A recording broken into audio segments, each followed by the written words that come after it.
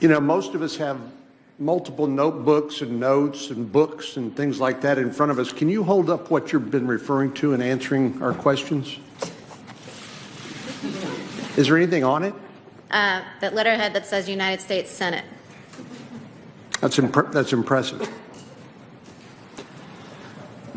Well, Judge, the best I can understand, the objections to your nomination are not to your qualifications, your experience, or training, but it's that you have or you will violate your oath of office. I find that terribly insulting.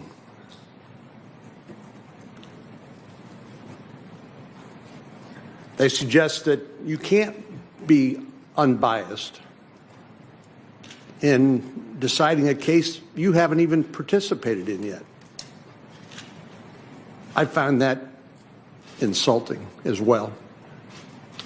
You know, maybe almost as pernicious as attacking somebody for their faith and suggesting that that disqualifies them from holding a public office is the attack that's being made on judicial independence, something that Chief Justice Rehnquist, among others, observed are the crown jewels of the American Constitution and the American system. But I want to just take a little walk down memory lane here.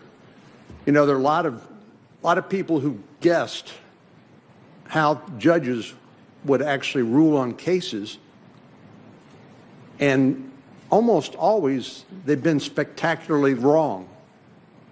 I was struck by just a couple. Harry Truman said, whenever you put a man, and that he's talking about a man, but a man or woman on the Supreme Court, he ceases to be your friend.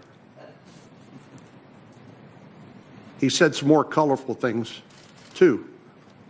But Theodore Roosevelt said about Oliver Wendell Holmes Jr., he said, I could carve out of a banana a judge with more backbone than that.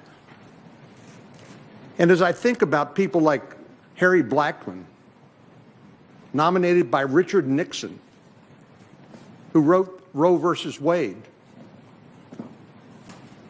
As I think about Warren Burger, you know, they were called the Minnesota Twins, and obviously over time they became sort of polar opposites on the court. I think about the attacks on Neil Gorsuch for his unwillingness to make a prior commitment on LGBT issues.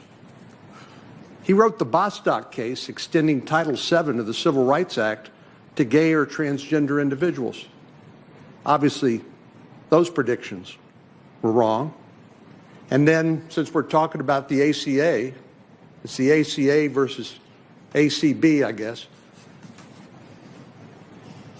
Chief Justice Roberts was the one who wrote the opinion upholding the Affordable Care Act, as you know. So I would just say that all of these predictions about how judges under our independent judiciary will make decisions are just pure speculation. But I think they're worse than speculation. I think they're propaganda in order to try to make a political point. So, Judge, you're not willing to make a deal. No, Senator Cornyn, I'm not willing to make a deal, not with the committee, not with the president, not with anyone. I'm independent.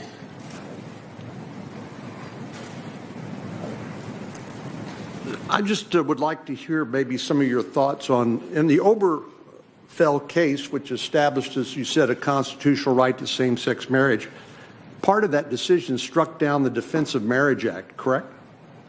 Yes, I believe so. That was a bill that Joe Biden voted for? I don't know about that. I do. Okay. Joe Biden voted for it, Pat Leahy, and Bill Clinton signed it into law.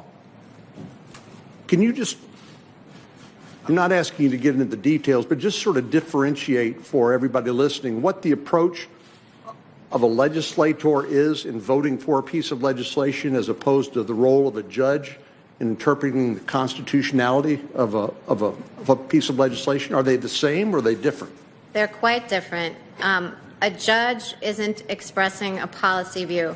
You know, I tell my students in constitutional law that newspapers do courts a disservice when, you know, they say things like, you know, court favors same-sex marriage, or, you know, just giving the headline without showing any of the reasoning that goes into it. Because courts are not just expressing a policy preference.